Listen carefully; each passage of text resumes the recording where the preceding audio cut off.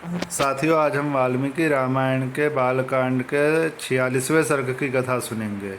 इस सर्ग में ये कथा आती है कि कैसे अपने पुत्रों के वध से दुखी हुई दिति ने कश्यप जी से वरदान प्राप्त किया कि 1000 वर्ष की तपस्या के बाद उन्हें इंद्रहंता पुत्र की प्राप्ति होगी। और भगवान देवराज इंद्र ने दिति को अपवित्र अवस्था में सोते हुए देखकर उनके गर्भ के 7 टुकड़े कर दिए। इससे हमें ये सीख लेनी चाहिए कि हमेशा हमें पवित्रता रखनी चाहिए और हमेशा पवित्र अवस्था में रहना चाहिए, जिससे हमें फिर कोई नुकसान नहीं पहुंचा सकता। तो चलिए 46वें सर्ग की कथा सुनते हैं। श्री सीतारामचंद्राभ्यां नमः। श्रीमद् वाल्मीकि रामायणं बालकांडं षट्चत्वारिंशः सर्गः। पुत्रवध से दुखी दिति का कश्यप जी से इंद्रहंता पुत्र की प्राप्ति के उद्देश्य से तप के लिए आज्ञा लेकर कुशप्लव में तप करना।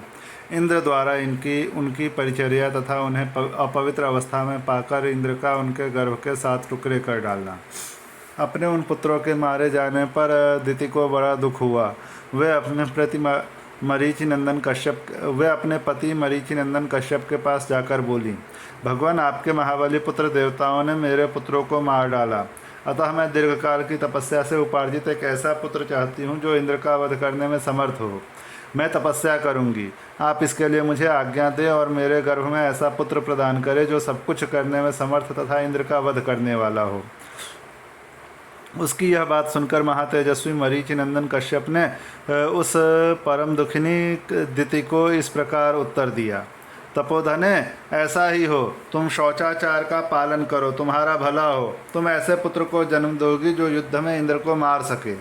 यदि पूरे 1 सहस्र वर्ष तक पवित्रता पूर्वक रह सकोगी तो तुम मुझसे त्रिलोकीनाथ इंद्र का वध करने में समर्थ पुत्र प्राप्त कर लोगी। ऐसा कहकर महातेजस्वी कश्यप ने दिति के शरीर पर हाथ फेरा, फिर उनका स्पर्श करके कहा, तुम्हारा कल्याण हो। ऐसा कहकर वे तपस्या के लिए चले गए। नरश्रेष्ठ, उनके चले जाने पर दिति अत्यंत हर्ष और उत्साह में भरकर कुशप्लव नामक तपोवन में आई और अत्यंत कठोर तपस्या करने लगी। पुरुष प्रवर श्री राम दिति के तपस्या करते समय सहस्रलोचन इंद्र विनय आदि उत्तम गुण संपत्ति से युक्त हो उनकी सेवा टहल करने लगे। सहस्राक्ष इंद्र अपनी मौसी दिति के लिए अग्नि, कुशा, काष्ठ, जल, फल, मूल और अन्यान्य अभिलषित वस्तुओं को ला कर देते थे।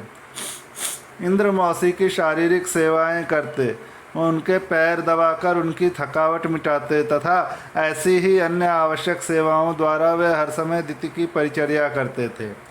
रघुनंदन, जब 1 सहस्र वर्ष पूर्ण होने में कुल 10 वर्ष बाकी रह गए, तब एक दिन दिति ने अत्यंत हर्ष में भरकर सहस्रलोचन इंद्र से कहा, बलवानों में श्रेष्ठ वीर, अब मेरी तपस्या के केवल 10 वर्ष शेष रह गए हैं। तुम्हारा भला हो, 10 वर्ष बाद तुम अपने होने वाले भाई को देख सकोगे। बेटा, मैंने तुम्हारे विनाश के लिए जिस पुत्र की याचना की थी, वह जब तुम्हें जीतने के लिए उत्सुक होगा उस समय मैं उसे शांत कर दूंगी। तुम्हारे प्रति उसे वैर भाव से रहित तथा भ्रातृ स्नेह से युक्त बना दूंगी। फिर तुम उसके साथ रहकर उसी के द्वारा की हुई त्रिभुवन विजय का सुख निश्चिंत होकर भोगना। सुरश्रेष्ठ, मेरे प्रार्थना करने पर तुम्हारे महात्मा पिता ने 1000 वर्ष के बाद पुत्र होने का मुझे वर दिया है। ऐसा कहकर दिति नींद से अचेत हो गई। उस समय सूर्यदेव आकाश के मध्य भाग में आ गए थे। दोपहर का समय हो गया था। देवी दिति आसन पर बैठी बैठी झपकी लेने लगी।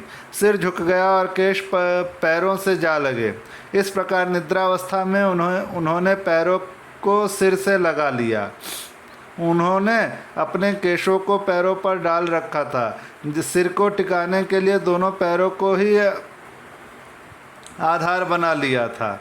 यह देख दिति को अपवित्र हुई जान इंद्र हंसे और बड़े प्रसन्न हुए। श्री राम फिर तो सतत सावधान रहने वाले इंद्र माता दिति के उदर में प्रविष्ट हो गए और उसमें स्थित हुए गर्भ के उन्होंने 7 टुकड़े कर डाले। श्री राम उनके द्वारा 100 पर्वों वाले वज्र से विदीर्ण किए जाते समय वह गर्भस्थ बालक जोर जोर से रोने लगा। इससे दिति की निद्रा टूट गई। वे जाग कर उठ बैठी। तब इंद्र ने उस रोते हुए गर्भ से कहा, भाई मत रो, परंतु महातेजस्वी इंद्र ने रोते रहने पर भी उस गर्भ के टुकड़े कर ही डाले।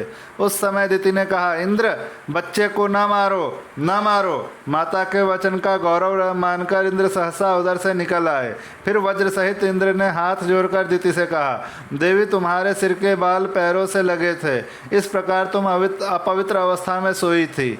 यही छिद्र पाकर मैंने इस इंद्रहंता बालक के 7 टुकड़े कर डाले हैं, इसलिए माँ तुम मेरे इस अपराध को क्षमा करो।